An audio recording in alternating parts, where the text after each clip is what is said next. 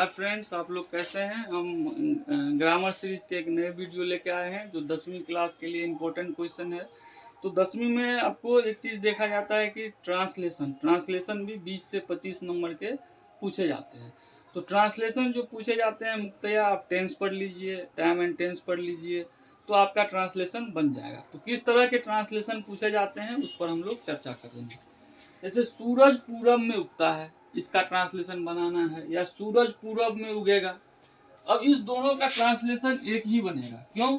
क्योंकि ये universal truth है। सूरज पूरब में ही उगता है। चांदी उजली होती है, मतलब उजली ही होती है, पीली नहीं होती है। तो जब कोई यूनिवर्सल ट्रूथ हो तो वैसे ट्रांसलेशन को हम लोग प्रेजेंट इंडेफिनिट टेंस में बनाते हैं। याद रखिएगा, जब कोई यूनिवर्सल ट्रूथ हो मतलब उसको बदला नहीं जा सकता है। जैसे सूरज पूरब में उगता है, सूरज पश्चिम में छिपता है, चांदी उजली होती है, सोना पीला होता है।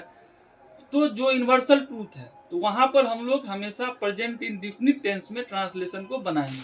तो सूरज पूरब में उगता है तो क्या होगा? Sun rises in the east.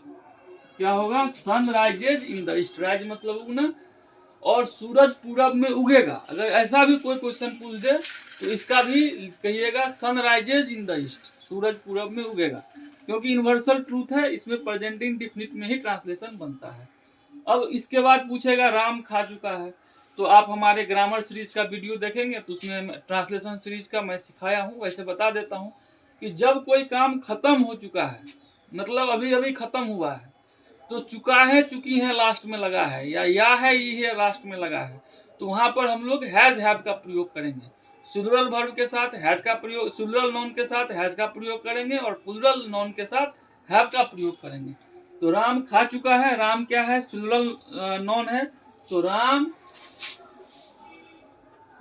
Has eaten होगा। अब जैसे वह कल घर जाएगी, तो ये कौन सा टेंस है? जिस वाक्य के अंत में गागेगी हो तो वह फ्यूचर टेंस होता है, उसमें हम शैल विल का प्रयोग करते हैं। तो वह कल घर जाएगी तो क्या बनेगा? He will go home tomorrow. वह कल घर जाएगी। इस तरह के भी ट्रांसलेशन रहते हैं। इसमें कुछ भी पूछ सकता है, लेकिन इसी तरह तरीका का रहेगा, इसी पैटर्न पर रहेगा। इसके बाद है तुम घर जाओ। तो जब हम किसी को आदेश देते हैं तो इस प्रकार का जो वाक्य होता है वो इंपरेटिव सेंटेंस होता है। तो इंपरेटिव सेंटेंस में क्या होता है कि सब्जेक्ट का प्रयोग हम कभी भी नहीं करते हैं। तुम घर जाओ, तो यहाँ पर क्या होगा कि तुम का लोप हो जाएगा, सीधे हो जाएगा गो होम। Go home. जैसे मेरे लिए चाय लाओ, bring me a glass of T. तो यहाँ पर क्या होगा? जब हम किसी को आदेश करेंगे, किसी को आदेश देंगे, तो वहां पर सब्जेक्ट हट जाएगा। ठीक है, जैसे तुम घर जाओ, गो होम। मेरे लिए एक किताब लाओ, bring a book for me. तो हर जगह पर सब्जेक्ट के जगह पर क्या होगा? सब्जेक्ट को हटा देंगे जब किसी को आदेश देना होगा उस वक्त में। तो अगर आप लोग कुछ और ट्रांसलेशन है तो कमेंट करके बताइएगा। चाहिए।